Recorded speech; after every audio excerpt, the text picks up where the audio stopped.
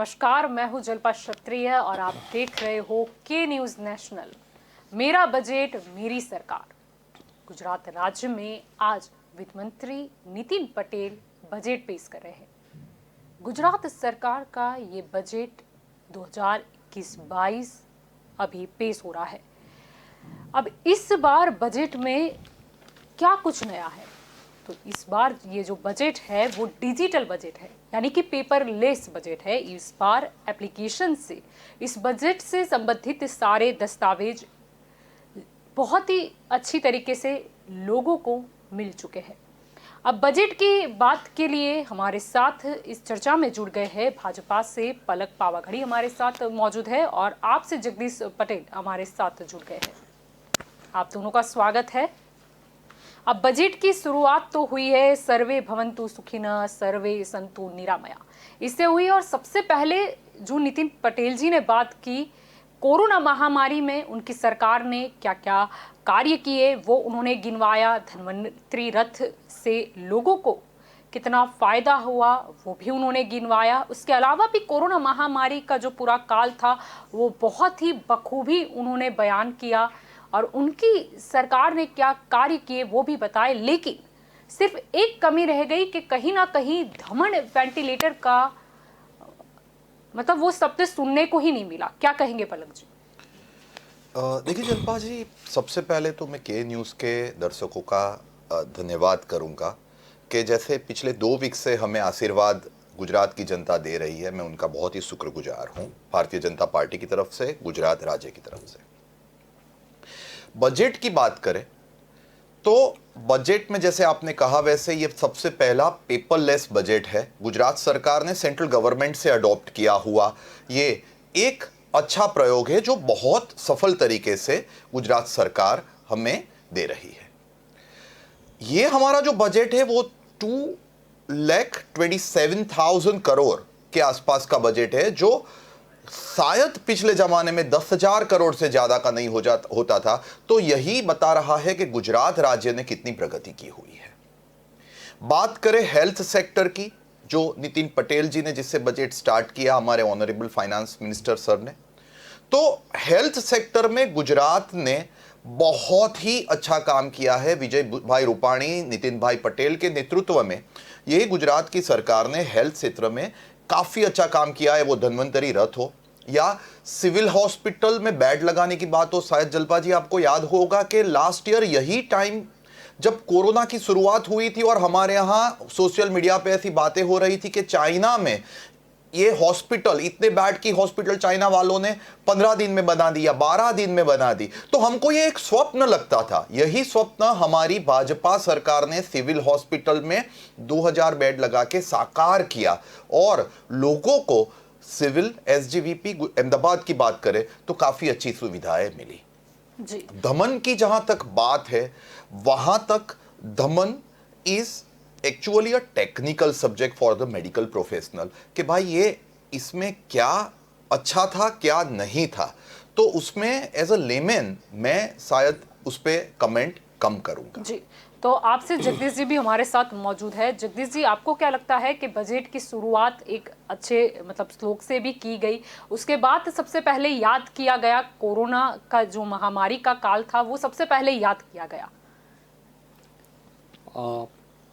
कोई पण सरकार बजट रजू करती हो तो कोई भी सरकार अगर बजट रजू करती है तो उसके अंदर जनता चाहती है कि उनको कुछ फ़ायदा मिले।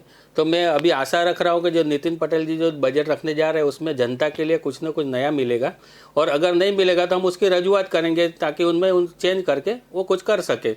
और कहने का मतलब जब उन्होंने ये अपनी कोरोना की जो सेवा की है उनकी बात की, तो मैं उनमें जोड़ना चाहूँगा कि जब कोरोना था तब सरकारी हॉस्पिटलों ने खूब लूटा है। तो अगर दूसरी बात समझो ये आपके लिए विषय नया था, तो मैं चाहूँगा कि अगर ऐसा कुछ होवे तो तब आप परिपक्वता दिखाएं और सरकारी हॉस्पिटलों में सुविधाएं बढ़ाएं ताकि जो आम आदमी है उसको थोड़ी सुविधाएं मिले और उसको वहाँ पे बाहर जो प्राइवेट वाले लूट रहे थे वो लूटने का मौका न मिले। ऐसा मैं सोच रहा हूँ। जी ठीक है। हाँ, बात उन्होंने नितिन पटेल ने भी स्टार्ट की थी कोरोना महामारी से, तो हमने भी ये ले लिया। लेकिन अब असली हम मुद्दे पे आ जाते हैं, बजट के ऊपर आ जाते हैं। 2,27,029 करोड़ का ये बजट पेश किया जा रहा है। सबसे पहले अगर बात करें तो ये पेपरलेस बजट तो है, यानी कुछ नया तो देखने को मिला है। मतलब डिजिटल तो हम सिर्फ बातें सुनते रहते थे, लेकिन इस बार लग रहा है कि कहीं ना कहीं हम डिजिटल की ओर आगे बढ़ रहे हैं। अब दूसरी जो बात यहाँ पर की गई वो ये था कि सबसे पहले कृषि क्षेत्र के बारे में उन्होंने बताया। किसान आंदोलन की भले इफेक्ट गुजरात में ना देखने को मिली हो, लेकिन ये बहुत जरूरी होता है क्योंकि हमारा जो देश है वो भी कृषि के ऊपर ही ज़्यादातर डिपेंड होता है। तो इसीलिए जरूरी भी था कि किसानों को क्या कुछ मिलेगा, कृषि क्षेत्र में क्या कुछ विकास देखने को मिलेगा। तो पलक जी, आप बताएंगे इस बारे में। जलपा जी, मैं कृषि क्षेत्र के लिए इतना बोलूंगा कि किसान जो है वो देश की नींव है। उसके ऊपर पूरा देश टिका हुआ है, वो अन्नदाता है पूरे देश का। और केंद्र की भाजपा सरकार या गुजरात की भाजपा सरकार किसानों के हित में बहुत काम कर रही है। बजट की फाइन प्रिंट आएगी तो आज बजट में भी पता चलेगा कि किसानों के लिए बहुत कुछ किया हुआ है। बट बजट के आगे की मैं बात करूं तो हमारे गुजरात में किसानों को 3 तरीके से बहुत अच्छे बेनिफिट दिए जाते हैं। एक, सब्सिडी दी जाती है।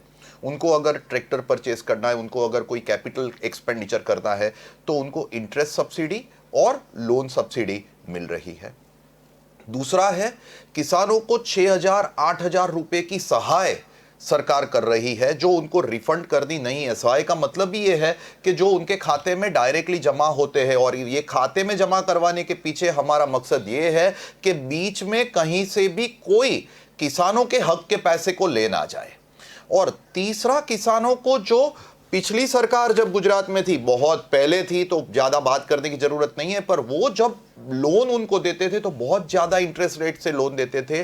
भाजपा सरकार गुजरात में किसानों को 0% इंटरेस्ट रेट से लोन दे रहे हैं और उसकी प्रोसीजर भी एकदम सिंपल है। दूसरा, कृषि बीज जोड़ाण जो हम बोलते हैं, जिसके इलेक्ट्रिसिटी, वो किसानों को बहुत सिंपल मैनर में गुजरात में मिल रही है। और चाहे कितनी भी चीजों की प्राइस क्यों ना बढ़ जाए, कृषि बीज दर गुजरात ने कभी बढ़ाया नहीं है, जो किसानों को बहुत ही फायदेमंद है और उसका ही रिजल्ट, उसका ही परिणाम हम देख रहे हैं। जी जगदीश जी, क्या कहेंगे? कृषि और किसान कल्याण की अगर बात करें तो 7,232 करोड़ का मतलब पैसे आवंटित किए गए हैं। अब क्या लगता है कि किसानों की जो थोड़ी बहुत नाराजगी होगी वो भी शायद दूर हो जाए, क्योंकि फूड प्रोसेसिंग के बारे में भी 82 करोड़ का आवंटित किया गया है। उसके अलावा अगर हम देखें तो कई और मुद्दे भी नितिन जी ने बहुत बखूबी बताए हैं। अभी तो ऐसा है कि बजट की रकम सामने आ चुकी है, आवंटित भी किए गए हैं, इसका इम्प्लीमेंटेशन कैसे होता है वो भी बहुत जरूरी है। आप क्या कहना चाहेंगे कि कृषि क्षेत्र को जो रकम आवंटित की गई है उसका कितना इम्प्लीमेंटेशन होगा? हाँ, कृषि किसानों के लिए जितना किया जाए वो कम है, और किसानों को जो आवंटन किया जा रहा है वो तो बराबर है, पर किसानों की अपनी समस्या और अलग अलग बहुत सारी समस्या है। किसानों को समझो कि जब वो कोई अपना उत्पादन करता है, कोई प्रोडक्ट उनकी बनती है, जो कोई सब्जी हो कि कुछ भी हो, उसको बेचने जाना हो ना, तब उसको बेचने के जगह बराबर उनको मिलती नहीं है। जितना प्रोडक्शन होता है वो जब बेचने जाना होता है मंडी के अंदर, तो वहाँ उतनी खरीदारी नहीं होती है, वहाँ पे उसके लिए सुविधा नहीं होती है। और कहने का मतलब जो किसानों के जो खातर उनको लेना पड़ता है, तो खातर के दाम बहुत बढ़ गए और दवाइयों के दाम भी बहुत बढ़ गए। तो कहने का मतलब जो किसान ये सामान्य समस्या से जूझ रहा है, उसके लिए उसका निपटारा कुछ नहीं हो रहा है, और किसान दिन ब दिन नीचे नीचे उतरता जा रहा है। उसके जो प्रोडक्ट है उसका दाम दिन ब दिन कम होता जा रहा है। तो कहने का मतलब ये है कि किसानों की जो समस्या, जो प्रायोरिटी की समस्या है, उसको भी थोड़ा सोल्व करना चाहिए। जी, इसके अलावा अगर पलक जी देखा जाए तो ये भी बात हुई थी कि जो 20 लाख रोजगारी की हमको अपॉर्चुनिटी देखने को मिलेगी, ये भी बात हुई है। उन्होंने बताया कि किस तरीके से मतलब 20 लाख का उन्हें टारगेट पेश कर दिया है, लेकिन अभी डीपली उन्होंने बताया नहीं है कि किस तरीके से पूरी प्रोसेस होगी। आपको क्या लगता है कहाँ कहाँ ज़्यादा ज़रूरत है? मैडम, 2 चीज़ यहाँ पे मैं बताऊँगा। सबसे पहले तो मेरे मित्र ने बताया वैसे कि किसानों को काफ़ी चीज़ों की ज़रूरत है, मैं मानता हूँ। पर शायद जगदीश जी जो बात कर रहे थे वो इलेक्शन पहले के जो उनके इंटरव्यूज थे उनकी बात हो रही थी। किसानों के लिए भाजपा ने बहुत कुछ किया हुआ है और भाजपा बहुत ही कुछ कर रहा है, करने भी वाला है, वो हम कटिबद्ध है वो करने के लिए। दूसरी बात रही रोजगारी की, जो रोजगारी की बात यहाँ पे ये बजट में नितिन पटेल जी ने अनाउंस की है, वो मुझे पूरा विश्वास है कि भाजपा काम कर रही है based good intention, better initiation and best implementation से। हम खाली इंटेंशन लेके नहीं चल रहे हैं, हम उसको इनिशिएट भी कर रहे हैं, उसको बेस्ट तरीके से इंप्लीमेंट भी कर रहे हैं। आज हमारे honourable finance minister sir ji ने अपने इंटेंशंस बताए हैं। In the time to come initiation भी आएंगे और मुझे पूरा विश्वास है कि बेस्ट इंप्लीमेंटेशन भी आएगा। हम पहले रोड मैप तैयार करते हैं और बाद में हमारे इंटेंशन अनाउंस करते हैं। ये भारतीय जनता पार्टी है। तो अगर उन्होंने बात कही है कि 2 लाख लोगों को रोजगारी मिलेगी 2 ईयर में, 20 लाख लोगों को रोजगारी मिलेगी कमिंग 2 इयर्स में, तो वो कैसे मिलेगी वो उनके पास पहले होगा और बाद में अनाउंसमेंट आएगा। ये मैं पूरा उसके ऊपर मुझे कॉन्फिडेंस है। जी जगदीश जी, क्या कहना है? सबसे पहले तो किसी भी देश के विकास के लिए बहुत ही जरूरी होता है कि वहाँ पर रोजगारी हो। अभी बात सरकार के द्वारा की गई है, एक मतलब पॉजिटिविटी के साथ अभी बताया गया है। आपको क्या लगता है कि किस किस क्षेत्र में ज़्यादा ज़रूरत है कि जहाँ पर मतलब अगर हम देखे जाए तो पोजीशन है जहाँ पर लोगों को नौकरी मिल सकती है? अभी शहर की बात की जाए तो शहर में तो अभी लॉकडाउन के बाद जो धंधे थे वो धीरे धीरे बहुत कम हो गए थे। अभी धीरे धीरे थोड़ा सुधार हो रहा है, पर जितना चाहिए उतना नहीं हो रहा है। जो भी चीज़ थे सबके दाम समझो कि 20% तक दाम अभी बढ़ गए हैं। तो कहने का मतलब जो ये रोजगारी की तो बात दूसरी, अभी व्यापार जो करने जा रहा है कोई इंसान तो उसको व्यापार करने में भी बहुत परेशानी हो रही है। तो वो अपने स्टाफ में कहीं ना कहीं कमी कर रहा है, कहीं ना कहीं वो ऐसा सोच रहा है कि भाई देखो इतना स्टाफ होगा, इतना चुकाना पड़ेगा, सामने इनकम कम है। तो उसके हिसाब से वो लोग ऐसा सोच रहे हैं कि भाई ये नवा धंधा करे तो कैसे करे। तो ऐसे व्यापारी जो छोटे छोटे धंधे लेके बैठे उनका भी थोड़ा सोचना चाहिए सरकार को, और उनके लिए कुछ योजनाएं लानी चाहिए कि वो लोग क्योंकि वो भी एक बार वो भी रोजगारी पूरी पाड़ रहे हैं, वो भी दूसरे लोगों को रोजगार दे रहे हैं। तो उनके लिए भी थोड़ा सरकार को भी सोचना पड़ेगा।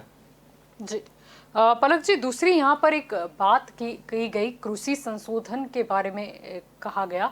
पहले एक रिपोर्ट भी आई थी सामने कुछ महीने पहले कि हमारा जो देश है वो दूसरे देशों से हम अगर उसकी कंपैरिजन करें तो 50 साल पीछे है कृषि के क्षेत्र में। यानी कि अभी इस बार बजट में देखा गया कि कृषि संशोधन के बारे में, कृषि यूनिवर्सिटी के बारे में बात की गई है। आपको क्या लगता है इससे क्या कुछ फर्क नजर आएगा? जल्पा जी देखिए, बहुत कुछ फर्क नजर आएगा। आपने कहा कि हमारा देश 50 साल पीछे चल रहा है दूसरे देशों से, ऐसी बातें आ रही है। आप कह रहे हैं, मैं मान रहा हूं, बातें होगी तो ही आ रही होगी। बट आप भूल मत जाइए कि 2014 तक केंद्र में कांग्रेस की सरकार बैठी थी। भाजपा ने नरेंद्र मोदी जी के नेतृत्व में सेंट्रल गवर्नमेंट 2014 में बनाई है और हम अंतर्राष्ट्रीय लेवल पे बहुत अच्छा काम कर रहे हैं। वो हेल्थ हो, वो कृषि विकास हो, मेडिकल हो या वो एजुकेशन हो। तो ये जो कृषि संशोधन या कृषि यूनिवर्सिटी की बात हो रही है, वो मुझे पक्का कॉन्फिडेंस है कि ये बहुत कुछ बेनिफिट करवाने वाला है। रही बात रोजगार की, जो हमारा अगला मुद्दा था, तो उसमें मैं गुजरात के लिए कहूंगा कि गुजरात में हर महीने 16,000 एमएसएमई का रजिस्ट्रेशन होता है। Medium and small medium enterprise बोलते हैं उसको। गुजरात में शांति सुरक्षा की वजह से हाईएस्ट एफडीआई का इन्वेस्टमेंट आया हुआ है 1,19,000 करोड़, जो हाईएस्ट है। दूसरे स्टेज पे जल्पा जी महाराष्ट्र है, महाराष्ट्र का फिगर है 27,000 करोड़, जो गुजरात से काफी कम है। पहले और दूसरे नंबर में, जैसे कल नंबर 1 एंड नंबर 2 में डिफरेंस था इलेक्शन के रिजल्ट में, वैसा डिफरेंस है। तो ये इलेक्शन के रिजल्ट में जो डिफरेंस हो रहा है वो काम की वजह से हो रहा है। अगर विजय रूपाणी जी की सरकार के ऊपर, नितिन पटेल जी की सरकार के ऊपर लोगों का इतना भरोसा है तो ही फॉरेन इन्वेस्टर भी हमारे गुजरात में आ रहे हैं।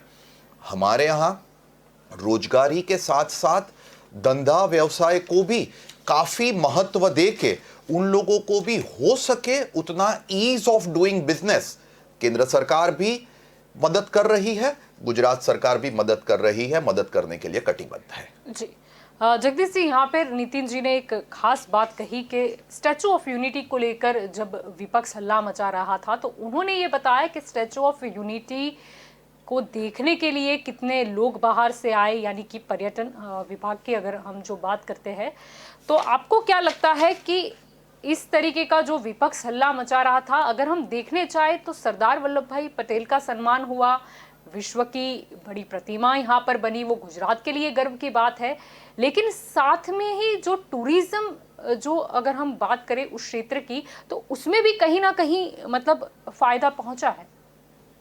जी, सरदार वल्लभ भाई पटेल की जो मूर्ति बनाई है वो हमको बहुत अच्छा लगा, और उस जो मूर्ति बनाई उसके लिए हमको गर्व भी है कि नरेंद्र मोदी साहब ने जो विजन देखा था वो पूरा हुआ उनका। और वहाँ पे पर्यटक भी आ रहे हैं, थोड़े टाइम पहले मैं भी देख के आया हूँ, मुझे कोई वादा नहीं है, सब कुछ बराबर है, उसमें कोई कमी नहीं है। पर कहने का मतलब जब आपने इतना बड़ा स्टेच्यू बना रहे हैं तो उसके सामने आम आदमी का भी देखिए, क्योंकि आम आदमी के समझो कि सूरत में जब ये आग की घटना हुई तो वहाँ पे अपने चार फ्लोर तक लंबी जावे उतनी सीढ़ी नहीं थी। तो कहने का मतलब जब अपने इतना बड़ा स्टेच्यू बना रहे हैं तो उसके सामने पब्लिक जन सुविधा की भी चीज़ें सब मुहैया करानी चाहिए।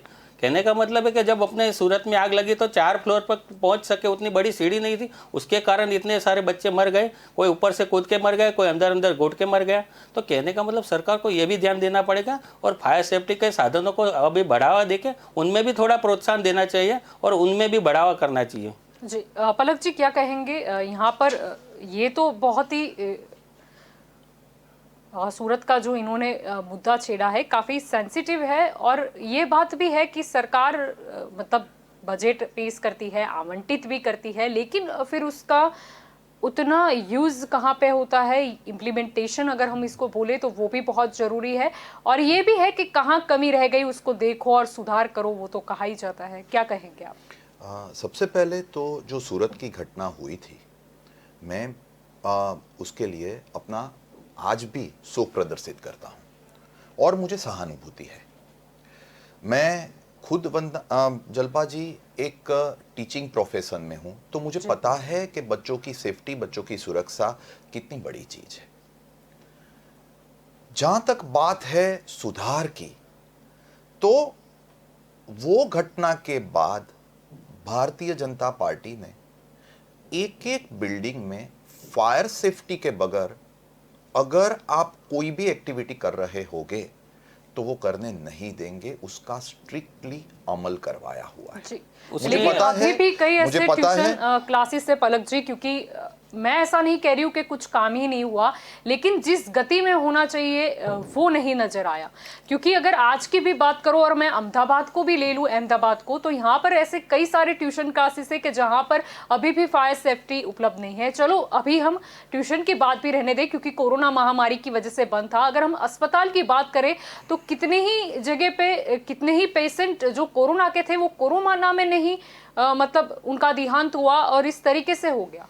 गुजरात गवर्नमेंट ने ये हॉस्पिटल्स में जो हादसे हुए हैं उसके लिए स्पेशल इन्वेस्टिगेशन टीम की रचना की हुई है और जो अधिकारी है उसकी जांच कर रहे हैं, और मुझे पूरा भरोसा है कि जो भी गिल्टी होगा, जो भी दोषी होगा, उनको कड़ी से कड़ी सजा देने के लिए गुजरात की सरकार कटिबद्ध है। 1 साल हो गया पर अभी तक कुछ हुआ नहीं है। 1 साल ये अब फायर के हादसे को नहीं हुआ है। ये जो पूरी SIT होती है वो पूरी प्रोसीजर होती है साहब, तो ये प्रोसीजर फॉलो करने में टाइम लगता है, और मुझे पूरा विश्वास है कि जो लोग दोषी पाए जाएंगे, वो फिर कोई भी हो, उनको ये सरकार सामान्य जनता खाली हेलमेट नहीं पहनती है या मास्क नीचे रह जाता है तो उसको तुरंत के तुरंत सजा हो जाती है, और इतनी बड़ी दुर्घटना होती है तो उनको सजा टाइम लग जाता है। दुर्घटना बहुत बड़ी चीज है, पर उसमें से आपने कितने लोगों को गिरफ्तार किया ये खाली बता दीजिए। गिरफ्तार सभी लोग हुए थे, उसमें ये दुर्घटना हुई है, थोड़े कायदे हैं जिसकी वजह से उन लोगों के राइट्स होते हैं, तो उनको शायद बेल मिलती होगी। बाकी गिरफ्तार हमने जो भी दोषी थे उनको किए हैं, उनके सामने आज भी केस चल रहे हैं और मुझे पूरा भरोसा है कि ये केस बहुत जल्दी खत्म होगी और दोषी को सजा मिलेगी। जी हमारी शुरुआत में भी बात हुई थी धमन वेंटिलेटर को लेके, क्या कहेंगे? उसमें भी हमने देखा गया कि धमन वेंटिलेटर में भी आग लग गई थी और उसकी वजह से भी, क्योंकि वो पूरी तरह अच्छी तरह से काम नहीं करता था, तो कई भी ऐसे लोग हैं जिन्होंने जान गुमाई है और डॉक्टर्स ने खुद कहा था कि ये वेंटिलेटर ठीक नहीं है। आपको क्या लगता है कि वो जो कॉन्ट्रैक्टर था उसके प्रति भी कोई एक्शन लेंगे सरकार? देखिए मैडम, आग लगने की जो बात होती है उसके लिए खाली वेंटिलेटर कारणभूत हो ऐसा मानना शायद पूरा सही नहीं होगा। तो अगर मैं फिर से वही दोहराऊंगा कि अगर इसमें भी कुछ कमी है और ये किसी ने भी इसमें कुछ भी गड़बड़ी की है तो सरकार कटिबद्ध है उनके सामने, दोषियों के सामने पगला लेने के लिए। जी, हम हमारा मुद्दा नहीं भूलेंगे। हम बात कर रहे थे टूरिज्म की, तो दूसरी एक बात कही गई यहाँ पर सोमनाथ द्वारका मतलब काफ़ी सारे जो जगह है वहाँ पर हेलीपोर्ट बनाया जाएगा, यानी कि अभी ये जो भी धार्मिक स्थल है उनका भी विकास नजर आएगा, ऐसी बात कही गई है। क्या कहेंगे पलक जी, आपसे ही शुरुआत करते हैं। देखिए, स्टैच्यू ऑफ यूनिटी की बात करें, सरदार पटेल जी को इतनी बड़ी रिस्पेक्ट जो वो डिजर्व करते हैं वो नरेंद्र मोदी जी ने, भाजपा की सरकार ने दी। सामने अगर आज आप देखोगे तो वो पर्टिकुलर एरिया है, उसमें टूरिज्म बहुत अच्छी तरीके से डेवलप हो रही है। और आज नितिन पटेल जी ने भी अपने बजट स्पीच में कहा कि स्टैच्यू ऑफ यूनिटी के जो विजिटर्स है वो शायद इंडिया के कोई भी और मॉन्यूमेंट के विजिटर्स से ज्यादा है। वो खुद ही बता रहा है कि सरकार का विजन क्या है, मोदी जी का विजन क्या है। हेलीपैड, हेलीकॉप्टर, या मैं ऐसा बोलूंगा कि गुजरात की जो टूरिज्म है, गुजरात के पास जो दरिया किनारा है वो इतना बड़ा दरिया किनारा है जो कहीं पे किसी को पता ही नहीं था। वो करने का काम हमारे टूरिज्म डिपार्टमेंट ने, भारतीय जनता पार्टी की सरकार ने किया हुआ है। टूरिस्ट आज गुजरात का वाइट रन कच्छ देखने आते हैं, टूरिस्ट गिर देखने आते हैं, टूरिस्ट यात्रा स्थल सोमनाथ अंबाजी पे आते हैं, टूरिस्ट आज द्वारका नगरी में जाते हैं। तो ये जो टूरिज्म को प्रमोशन मिल रहा है वो अल्टीमेटली डायरेक्टली इनडायरेक्टली गुजरात की जनता को ही उसका बेनिफिट है। रोजगारी लोगों को मिल रही है, सरकार को टैक्स के पैसे मिल रहे हैं, आउटसाइडर से टैक्स के पैसे मिल रहे हैं, और जिसकी वजह से गुजरात का सार्वत्रिक विकास हो रहा है। जगदीश जी, क्या कहेंगे? जिस तरीके से यात्रा जो स्थल है उनको विकसित करने की बात यहाँ पर कही गई है, क्या कहेंगे, क्या बेनिफिट होगा? यात्रा स्थल विकसित हो गए तो वहाँ के रहने वाले लोगों को भी फायदा होगा, वहाँ रोजगार बढ़ेगा, तो हम उसका विरोध नहीं कर रहे। पर हम कहना चाहते हैं कि जब ये ऐसे प्रवासन स्थलों पे थोड़ी सुविधा भी बढ़ा देनी चाहिए। कहने का मतलब है, अभी थोड़े टाइम पहले, 2 दिन पहले ऐसा सुनने आया कि रेल के जो भाड़े होंगे वो बढ़ जाएंगे और ट्रांसपोर्टेशन महंगा हो जाएगा। तो कहने का मतलब है कि अगर आप हेलीपैड बना रहे हो, उसमें जितना खर्चा कर रहे हो उससे ज़्यादा खर्चा, उतना खर्चा ही करके आप टूरिस्ट लोगों के लिए, सुविधा के लिए काम करिए। और वो सुविधा के काम अगर आप करोगे तो टूरिज्म अपने आप ही आगे आएगा। और कहने का मतलब है, जब तक आप छोटे लोगों का नहीं सोचोगे, क्योंकि छोटा आदमी को हेलीपैड की ज़रूरत नहीं है, वो कहाँ हेलीकॉप्टर में आने वाला है, उसको कहाँ हेलीकॉप्टर में जाना है, तो उसको आना है बस से या ट्रेन से। तो उसका भाड़ा जो बढ़ रहा है दिन ब दिन, उसको कम करवाइए, उसके लिए कुछ सोचिए, उसके अंदर क्या आप कर सकते हैं वो देखना चाहिए, तब टूरिज्म तो अपने आप बढ़ने वाला है। जी पलक जी, यहाँ पर उन्होंने बात की है ट्रांसपोर्टेशन की, तो बस सुविधा को लेकर भी वित्त मंत्री नितिन पटेल ने बात कही है, 1000 नई बस की बात कही है। क्या लगता है, पहले भी जब BRTS आई थी तब भी मतलब एक अच्छे उद्देश्य से आई थी, लेकिन देखा ये गया, अभी भी देखा जाता है कि कई जगहों पे जहाँ पर जो भी सड़क है उसकी उतनी चौड़ा नहीं है, वहाँ पर ट्रैफिक की हमको समस्याएं भी देखने को मिलती है।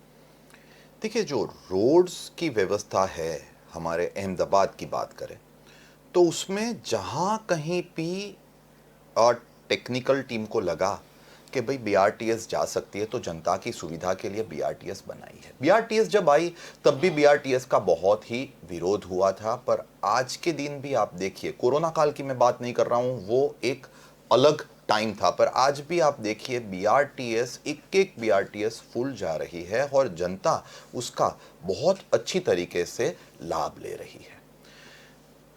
भाजपा सरकार गुजरात की जब ये हेलीकॉप्टर ला रहे हैं, हेलीपैड्स बना रहे हैं, तो मेरे मित्र जगदीश जी ने कहा कि जो हायर लेवल के लोग हैं उनको फायदा होगा। मैं उनको बताना चाहूंगा कि हायर लोगों के लोग वहां पे जाके हेलीकॉप्टर में बैठेंगे, उनको खाली बैठने का फायदा होगा। ये हेलीकॉप्टर आने की वजह से विजिटर्स बढ़ेंगे, जो विजिटर्स बढ़ेंगे उसकी वजह से जो फायदा होने वाला है वो पूरे एरिया के लोगों को फायदा होने वाला है। हमारी सरकार कोई एक वर्ग के लिए काम नहीं करती है, हमारी सरकार सार्वत्रिक विकास, ओवरऑल डेवलपमेंट के लिए काम कर रही है। और यही वजह से मैं आपको बताऊं कि ये एक भाजपा सरकार का मेट्रो ट्रेन हम लाएंगे तो मेट्रो ट्रेन का भी एक अपोज होगा। मेट्रो ट्रेन आ जाएगी, आप देखना उसका पूरा सक्सेस। बसेस की बात करें तो जलपा जी मैं बताना चाहूंगा कि ये जो बसेस हमारे गुजरात की है, आप कभी जाके देखिए गुजरात बाहर की बसेस को, या कभी जाके देखिए गुजरात के बाहर के डेवलपमेंट को, तो आपको पता चलेगा कि गुजरात के एक एक लेवल में कितनी सुविधाएं दी जा रही है। हमारे यहाँ तो क्या है, वो हम गुजराती में बोलते हैं ना कि घर की मुर्गी दार बराबर। तो ये एक आदत हो गई है कि भाई कुछ भी करो, हेलीकॉप्टर बनाओ उसका क्रिटिसिज्म करो, स्टैच्यू ऑफ यूनिटी बनाओ तो उसका क्रिटिसिज्म करो। मैं ऐसा बताऊंगा, मैं ऐसा बोलना चाहूंगा कि एक पॉजिटिव राजनीति होनी चाहिए, पर एक पॉजिटिव राजनीति होनी चाहिए, जनता के बेनिफिट के लिए राजनीति होनी चाहिए जी। इसके अलावा अगर हम शिक्षा की बात करें तो शिक्षा क्षेत्र के लिए 32,719 करोड़ आवंटित किए गए हैं। अभी स्कूल का मुद्दा भी काफ़ी मतलब कोरोना काल में प्रचलित हो गया था, क्योंकि कहीं ना कहीं जो ग्रामीण इलाके थे वहाँ के जो बच्चे हैं वो ऑनलाइन शिक्षा प्राप्त नहीं कर पाए। अब जब नई पॉलिसी की भी बात की थी, नई मतलब शिक्षा नीति की, वो भी शायद इम्प्लीमेंटेशन इस साल से हो जाए ऐसा दिख तो रहा है। अब ये जो 32,719 करोड़ आवंटित किए गए हैं, आपको क्या लगता है जगदीश जी कि अब शिक्षा विभाग में गुजरात कितना आगे आएगा? सरकारी सुविधाएं तो अपने देख रहे हैं कि सरकारी स्कूल कैसी है। अगर उसमें सुविधाएं मिल जाती है तो वो अच्छी बात है, क्योंकि इतना सारा पैसा जब सरकार डाल रही है तो वो सुविधाएं बढ़ाएगी, मान रहे हैं।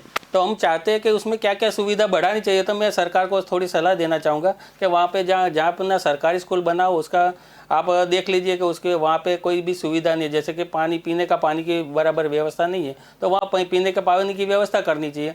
कोई स्कूल के अंदर प्लेग्राउंड है, उसमें खाली धूल है, तो उसको भी अगर कोई ग्रास लगाया जाए या कुछ भी उसको डेवलप किया जाए तो वो अच्छा रहेगा। और कहने का मतलब जहाँ बच्चे अपने बैठते हैं वो जो बेंचेस है उसकी भी आप देख लेना, बरसों पुरानी बेंचेस है, तो उसमें भी थोड़ा चेंज करना चाहिए। दीवालों के कलर वलर वो सब देख लीजिए कि वहाँ कोई सुविधा जैसा है नहीं। वहाँ पे टेचर भी टाइम पे नहीं आते, या टीचर आते हैं तो बच्चे नहीं आते, या कुछ ना कुछ वो प्रॉब्लम चलता ही रहता है। तो उनकी भी व्यवस्था सब एकदम फर्स्ट क्लास करनी चाहिए, उनका टाइम टेबल बनाना चाहिए। और सब मैं तो चाहता हूँ कि जितने जैसा दिल्ली में काम हो रहा है आज की तारीख में, दिल्ली में केजरीवाल सरकार जैसे स्कूल चला रही है, आप भी ऐसा चलाइए, आपको भी प्रसिद्धि मिलेगी।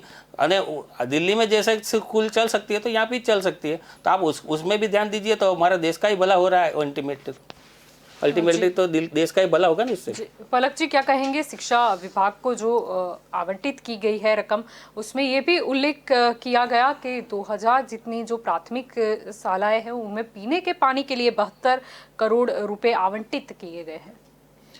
देखिए मैडम, जहाँ तक शिक्षा का सवाल है, मैं जगदीश पटेल जी को डेफिनेटली उसके लिए अभिनंदन दूंगा कि दिल्ली की सरकार बहुत अच्छा काम कर रही है और गुजरात की सरकार कटिबद्ध है कि बहुत ही अच्छा शिक्षण गुजरात में जाए।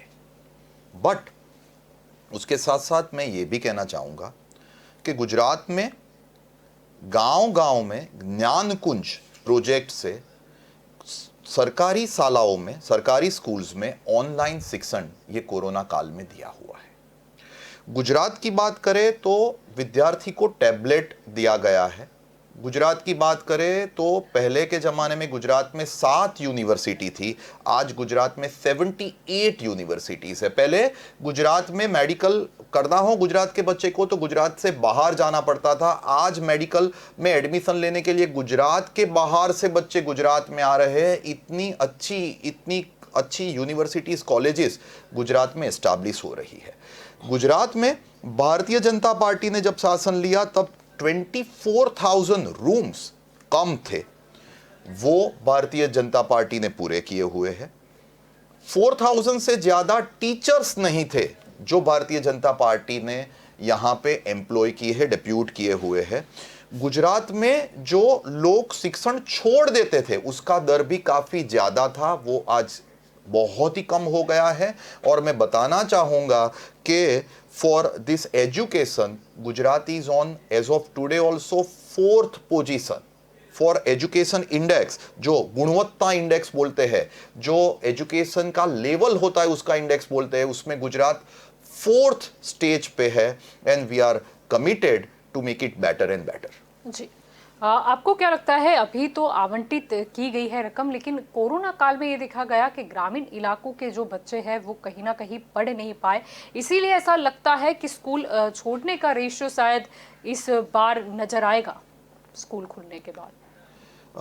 जल्पा जी देखिए, ये जो पिछला साल गया वो एक पैंडेमिक का ईयर था जो किसी ने एक्सपेक्ट नहीं किया था। आप कोई भी बीमारी ले लीजिए, ये एक वर्ल्ड वाइड बीमारी थी, ये एक इंटरनेशनल बीमारी थी जिसने, हम ऐसा कह सकते हैं कि it was totally unexpected which has occurred. But तो भी हमारी सरकार ने, केंद्र सरकार हो या गुजरात की राज्य सरकार हो, उन्होंने ये पैंडेमिक में जनता को जितनी ज्यादा सुविधा मिल सके उतनी ज्यादा सुविधा देने का काम हमने किया हुआ है। रही बात शिक्षण की, काफी लोग शिक्षण से वंचित रहे हैं गांव में। हमारे पूरे प्रयत्न हैं कि गांव का एक भी बच्चा या एक भी बच्ची शिक्षण छोड़ के ना जाए, और हम वो दिशा में आगे बढ़ रहे हैं। जी, इसके अलावा बात की गई आरोग्य की, अगर हम बात करें तो 11,323 करोड़ रुपए आवंटित किए गए, और कोरोना काल ऐसा काल था जो हमको सिखा गया कि हमारी आरोग्य सुविधाएं कितनी हद तक अपडेट होनी काफी जरूरी है। क्या कहेंगे पलक जी? देखिए, आरोग्य की मैं बात करूं तो मैंने आगे भी बोला वैसे कि गुजरात सरकार ने यहाँ पे चाइना से भी कम टाइम में हॉस्पिटल एस्टैब्लिश कर दी। तो जो स्वप्न हमें लग रहा था सोशल मीडिया पे देख के कि ये हुआ होगा, वो हमने हमारी आंखों से यहाँ पे अहमदाबाद की सिविल हॉस्पिटल में देखा। गुजरात में 3 करोड़ लोग, गुजरात में 3 करोड़ लोग मां वात्सल्य कार्ड से बेनिफिट ले रहे हैं। और मैं बताऊं आपको जल्पा जी कि अगर हार्ट की बीमारी है या ब्रेन की बीमारी है, कोई सीवियर बीमारी है आपको, तो अच्छी प्राइवेट अस्पताल में अगर आप मां वात्सल्य कार्ड में रजिस्टर्ड हो तो आपको टोकन अमाउंट पे उसकी सुविधाएं मिलती है। और आज वही गुजरात की प्रजा सरकार को धन्यवाद दे रही है। मेडिकल की बात करें तो हमने देखा ही है, मुझे कहीं बोलने की जरूरत नहीं है कि 2014 के पहले ऐसी पोजीशन थी कि हमें दूसरी कंट्री के सामने हाथ फैलाने जाना पड़ता था कि भाई ये दवाई चाहिए, ये अब दवाई चाहिए। आज आप देखिए, कनाडा के प्राइम मिनिस्टर हमारे प्रधानमंत्री जी नरेंद्र मोदी जी का धन्यवाद कर रहे हैं। कोई हमें कह रहा है कि हम हनुमान जी की तरह जड़ी बूटी लेके उनको दिया है। ये अंतरराष्ट्रीय लेवल पे जो हमारे गुजरात ने, हमारे भारत ने ख्याति कमाई है, वो सराहनीय है। जी, आत्मनिर्भर की जो बात कही गई थी और कोरोना काल में जो वैक्सीन यहाँ पर ढूंढी गई वो तो बहुत ही सराहनीय है। जो भी वैज्ञानिक थे, डॉक्टर्स की टीम थी, तो इस विषय पे तो कोई टीका टिप्पणी करने की बात ही नहीं आती है, क्योंकि ये आपने जिस तरीके से कहा ये देश के गर्व की बात है। अगर दूसरी बात करें तो महिला एवं बाल जो विकास विभाग है उसके लिए भी 3,511 करोड़ आवंटित किए गए हैं। आपका क्या कहना है? विधवा सहाय योजना की भी बात कही गई और दूसरी भी कई बात कही गई, क्या अभी कुछ विकास बाकी है अगर महिला एवं बाल विभाग की बात करें? चलपा जी, मैं ऐसा बताऊंगा कि विकास जो है ना, वो एक कंटिन्यूअस प्रोसेस है। तो विकास तो चलता ही रहना है। हम एक लेवल अचीव करेंगे तो हमारा टारगेट दूसरा होगा, दूसरा लेवल अचीव करेंगे, जनता की डिमांड तीसरी होगी, हम वो पूरी करने के लिए कटिबद्ध है। तो अभी भी मैं ऐसा मानता हूं कि हमारी भाजपा की सरकार गुजरात की महिला, गुजरात के जो युवा है, गुजरात के जो बच्चे हैं, उनके विकास के लिए हर टाइम कटिबद्ध ही रहेगी और नए नए प्रयत्न उनके विकास के लिए करते ही रहेंगे। जी, जगदीश जी, क्या कहना है आपका इस बारे में? मेरे साथी मित्र ने अभी मेडिकल कॉलेजों की बात करी। अगर कोई भी आदमी मेडिकल में अभी जाना चाहता है तो उसकी आप फीस देख लीजिए कितनी ज़्यादा हो रही है। तो ये फीस का जो दायरा है उसको कम करवा सके सरकार तो बहुत ही अच्छा रहेगा, क्योंकि आज छोटा आदमी है ना, वो फीस भरने के लायक नहीं है। अब मेरे बच्चे को मुझे डॉक्टर बनाना हो तो मैं 3-4 करोड़ रुपया कहाँ से लाऊंगा? उतनी फीस हो जाती है तब ये डॉक्टर बनते हैं। और अगर इतनी फीस भर के कोई आदमी डॉक्टर बनता है तो वो सेवा तो करेगा नहीं। वो अपनी जब क्लिनिक खोलेगा तो वो इतना सारा उसका फीस रखेगा कि हम छोटे आदमी को पोसाएगा नहीं। तो कहने का मतलब है कि जो फीस में कमी हो सकती है उसमें कमी करवाइए, क्योंकि अभी प्राइवेटाइजेशन बहुत हो गया है तो लोगों को बहुत मुश्किल ही पड़ रही है। छोटा आदमी कहीं पर भी जाता है तो उसको सब जगह समस्याएं मिल रही है, क्योंकि सब जगह ऐसे ऐसे दाम बढ़ गए कि छोटा आदमी तो कहीं पर टिक ही नहीं रहा है। आज मेरे घर के अंदर जो प्रॉब्लम है तो समझो सबके घर पे वही प्रॉब्लम होगा ना।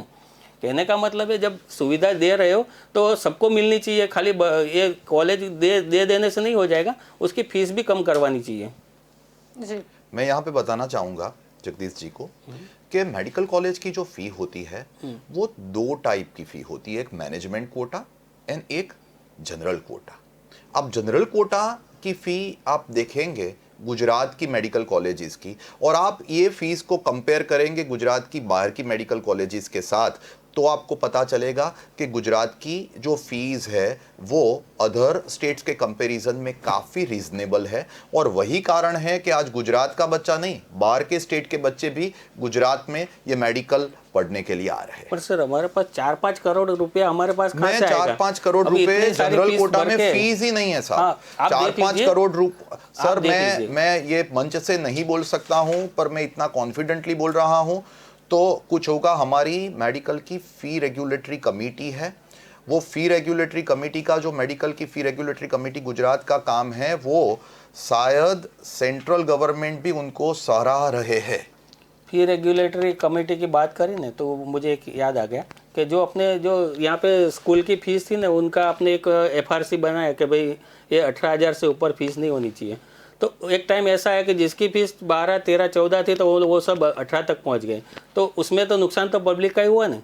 कहने का मतलब जो ज्यादा थी उन्होंने कम करी नहीं है, और जिसकी कम थी उसने बढ़ा दी। से ऊपर नहीं होनी चाहिए। हाँ, तो जिसकी 12-15 थी तो 18,000 होनी चाहिए। हाँ, तो वो सबने 18 कर दी है। अभी जिन लोगों ने 18,000 की है उन लोगों को आपको पता ना हो तो मैं बताना चाहूंगा कि उनको अपने अकाउंट सबमिट करने पड़ते हैं कि ये 18,000 या 17,000 या 15,000 वो ले रहे हैं, तो वो कैसे ले रहे हैं, और उनका प्रॉपर चेकिंग होता है और बाद में फी दी जाती है। ये सब तो लंबी प्रोसेस हो जाती है, तब तक तो कितने विद्यार्थी फीस भर चुके होते हैं, उनको वापस भी नहीं मिलती, वो तो चला गया वो। आज तक कभी ऐसा बना नहीं है कि भाई कोई वापस दिया हो। मेरी बच्ची ही प्राइवेट स्कूल में पढ़ रही है। मैं आपको बताऊं कि मेरी बच्ची की 8th स्टैंडर्ड की जो फी थी वो 9th स्टैंडर्ड की फी में एडजस्ट करके दी हुई है। मैंने 8th स्टैंडर्ड में मान लो 100 रुपए भरे थे, FRC ने बोला कि 100 लेने के लिए आप लायक नहीं हो, आप 70 ही लो।